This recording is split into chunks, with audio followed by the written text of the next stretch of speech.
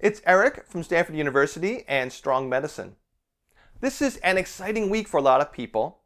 Last week was an exciting week for others, or maybe for you it will be next week. But here at Stanford, it is the first week of medical school. So in honor of that, I thought I'd do a video discussing how to study in med school. I'm going to start with 3 pervasive myths about studying and learning. Then part 2 will cover successful study strategies. And I'll end with specific resources that are popular among med students and which you should check out. Some of what I'm going to say in this video will be obvious and consistent with your personal experience, and some of what I'm going to say, particularly in the first part, may contradict what others have told you. But just listen through with an open mind. The majority of what I'm going to discuss is backed by science. For anyone that wants to know more about the science and data, there's a bunch of relevant links in the video description. So now, myth number 1. Learning should feel easy. I love this image from Paul Anderson of Bozeman Science. So simple, but still conveys a powerful point. If what you are doing is easy, you're probably not learning. If it isn't easy, you might be learning. Consider this: when you're sitting in a lecture, and that lecturer is a clear, eloquent speaker who spoon feeds you information, med school at that moment might feel easy. And when you're studying for a class, the easier time you have with it, the better you'll feel about the class and about school and about yourself. But from cognitive psychology, there's a studied concept called desirable difficulties, in which small but surmountable barriers to learning actually increase long-term retention. There are a ton of different ways you might encounter desirable difficulties in the classroom or study space. But the thing all desirable difficulties share in common is that they will make learning feel harder. And that is okay. In fact, you don't want it to be easy, because if it's easy, you either already know it, or counterintuitively, you won't remember it as well as if you had struggled just a bit. A related myth is that people are good judges of when they are learning. We are not. We can sit through a clear, organized, and dynamically presented lecture feeling like we've totally mastered the material, and then sit through a confusing talk by a mumbling lecturer using horrendously formatted slides and feel like we've wasted our time. But when the test comes, we might find that we score equally well on both types of material, or perhaps we score even higher on the material that was presented poorly. We see this at my own school in that there is no correlation between student satisfaction of specific courses and how well students do in aggregate on the related material on the Step 1 exam. This is sort of like desirable difficulties, except the difficulties may be unintentional. But as long as the teacher doesn't pass the point where they are so unclear that you can't even pay attention, don't assume that you're not learning. This is not to say that faculty should be intentionally teaching poorly, because the best desirable difficulties are the ones that make material challenging by presenting it at a high level and encouraging you to push yourself cognitively at the same time as keeping you engaged and excited. But just because you feel like you're wasting your time in a particular lecture, or studying particular material, or using a particular study technique, it doesn't mean that you actually are wasting your time. This is relevant to the second part of the video, when I'll talk about effective study strategies, because sometimes the more effective strategies don't feel that way when you are using them. In essence, most successful study strategies sacrifice short-term gains for long-term ones, which again will initially make you feel like you're not learning. And the last myth I'll discuss is that students should study in a way that best matches their learning style. You've probably heard of learning styles. In fact, you've probably had teachers in high school talk about them, where they are a very in vogue idea, at least here in the States. The 4 most commonly cited styles are visual, oral, reading and writing, and kinesthetic. The idea behind learning styles is that some people learn best when predominantly employing one style, while others learn the same material best when employing a different style. So a visual learner relies on watching videotape lectures or from image-based resources like something called SketchyMedical, which I'll talk about near the end. An oral learner relies on listening to audio tape lectures and podcasts. A reading and writing learner does best with textbooks and lecture transcripts. And a kinesthetic learner learns best physically dissecting bodies in the anatomy lab or manipulating models of molecules. But unfortunately, learning styles, they aren't a thing. They just aren't. There is no high-quality empirical evidence that supports the idea that different students do better when using fundamentally different approaches to learning.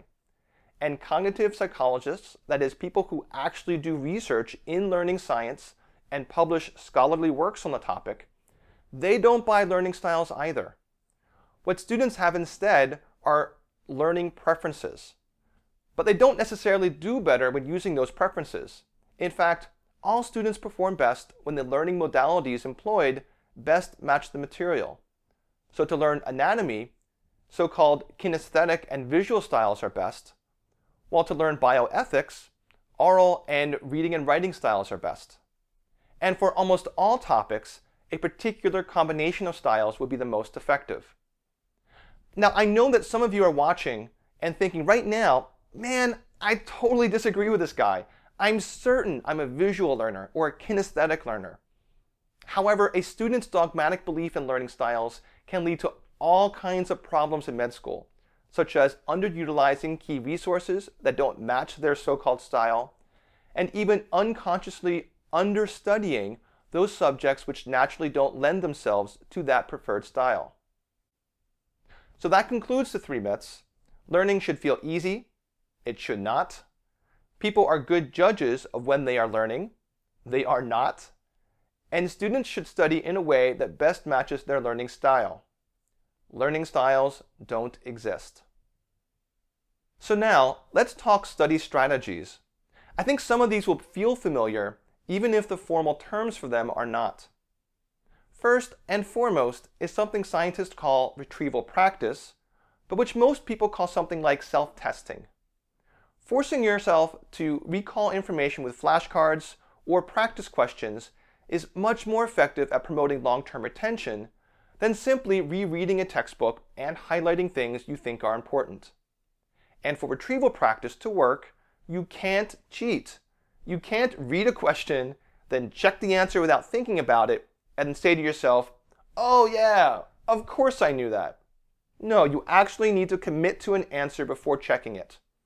Retrieval practice is so key to success in med school that I literally have yet to encounter a student who has been highly successful who has not employed it as a primary way of learning and remembering.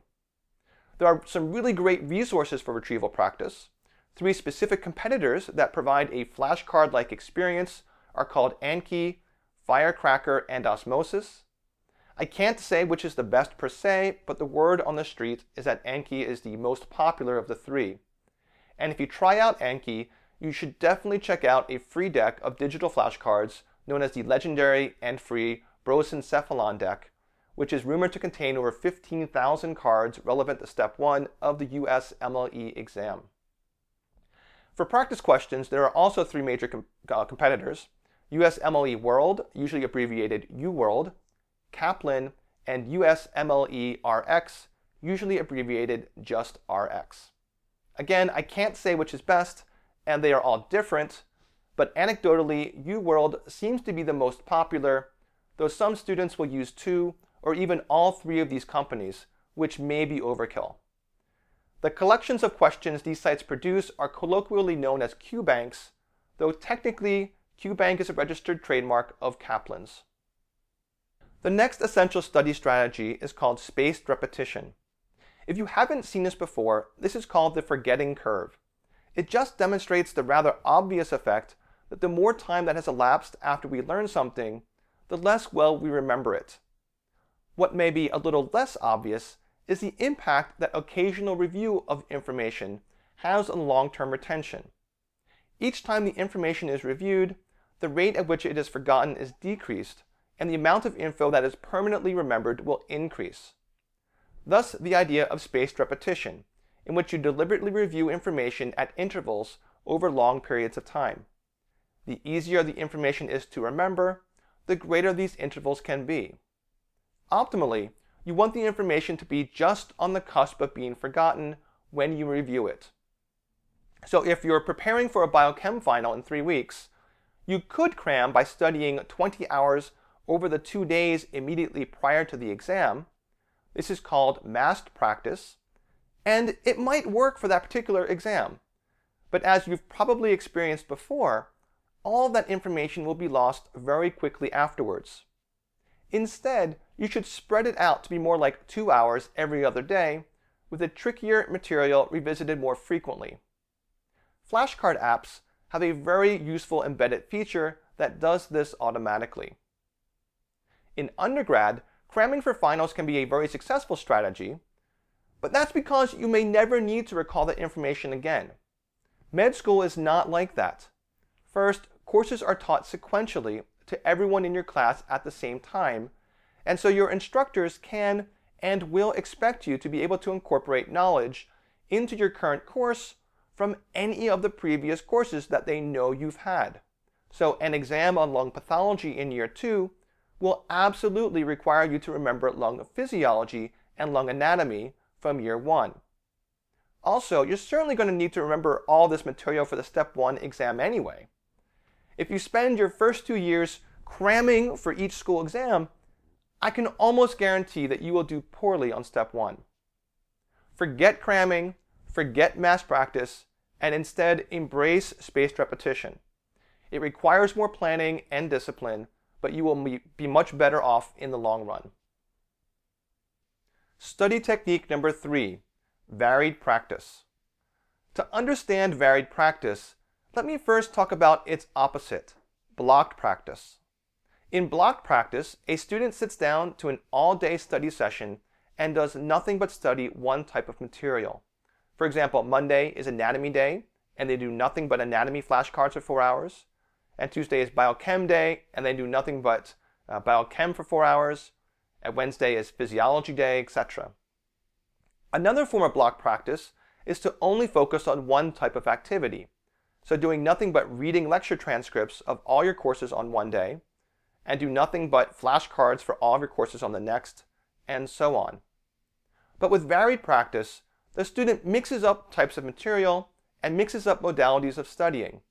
So instead, on Monday they spend 1 hour with anatomy flashcards, then 1 hour of reading biochem, then an hour of physiology practice tests, then an hour of reading anatomy.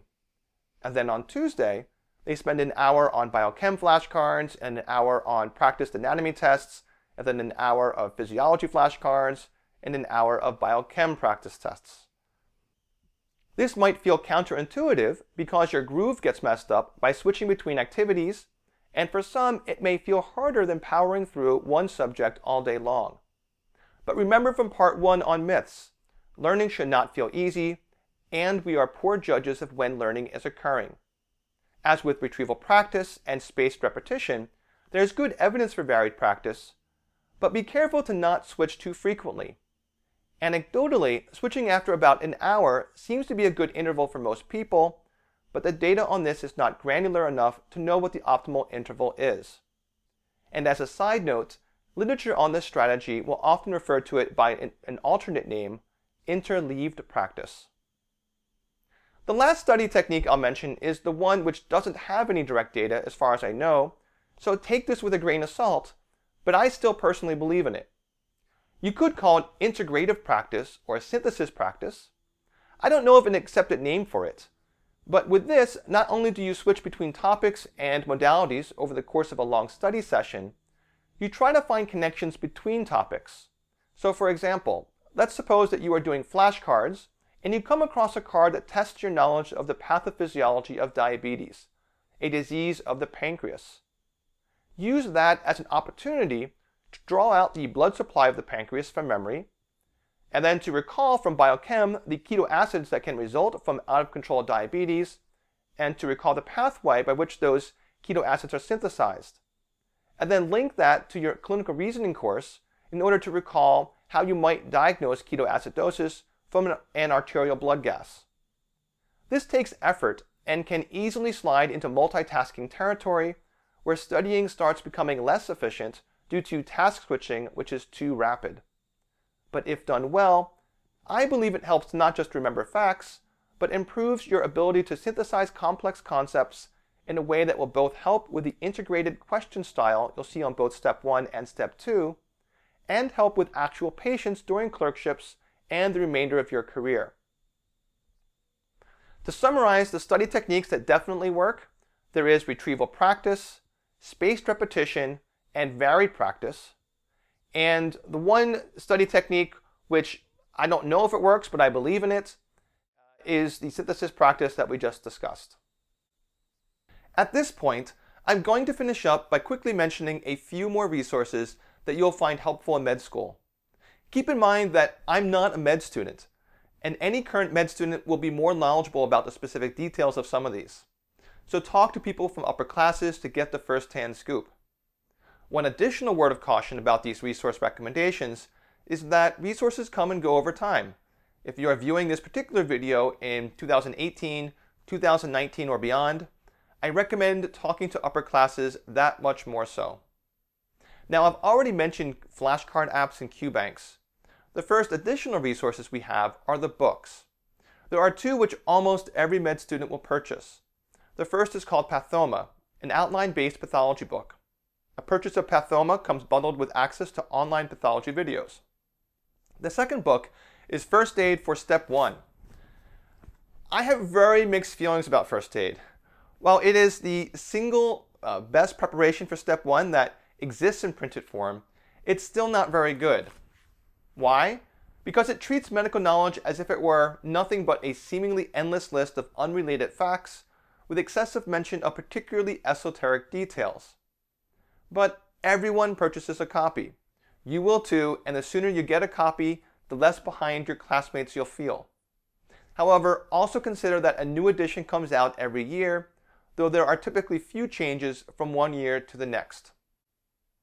The next category of resources are their memory association or visual mnemonic websites. The two big competitors here are SketchyMedical, formerly known as SketchyMicro, and Picmonic, with SketchyMedical being the more popular option. These are subscription-based sites which claim to help you remember facts by connecting them to pictures that illustrate the facts in silly, memorable ways. This study technique is related to something called dual coding theory, which postulates that verbal and visual information are stored differently in the brain, and that the ability to recall a fact is increased if it's been stored via both processes. Although dual coding theory in general has evidence behind it, and is accepted as a real phenomenon by cognitive psychologists, I'm not personally convinced it works well when used in this way in this context. First, similar to First Aid, these pictures will often highlight relatively esoteric details and present them completely out of context. So while you might remember the details, it may not translate into your ability to apply them. So you could recall that the Legionella bacteria requires silver stain to be seen in the lab and requires charcoal yeast extract as the growth media. You may still be completely unable to recognize a Legionella infection in a patient, particularly if the patient's presentation does not adhere precisely to the combination of symptoms embedded in the single picture representing the disease. Also, there isn't good evidence that this very distinctive approach works. I'm aware of only one relevant published trial, one of Picmonic, which was a positive trial. But you know who authored that paper? The founders of Picmonic. And finally, you may hear plenty of med students swear by these sites, but as I said when talking about myths at the beginning, we are poor judges of when we are learning something. I'm not saying that memory association resources don't work, I'm just not sure about them. The last category of resources is online video. The first of these is, of course, this YouTube channel, Strong Medicine. My approach to most videos here is to assume that the viewers are intelligent, motivated, have little previous knowledge of the topic at hand, but want to learn everything about the topic that might be relevant in the routine care of patients. So the videos start with the basics and get relatively advanced by the end. I incorporate high-yield diagrams, animations, and charts when possible and relevant. If, on the other hand, you're looking for a med-ed YouTube channel that starts with the basics and sort of sticks with the basics, my recommendation is Osmosis, which is the same Osmosis as the flashcard app company. Their videos are 5 to 10 minutes in length, typically one video per disease. They are well produced and are appropriate for first and second year students wanting a general overview without a ton of detail.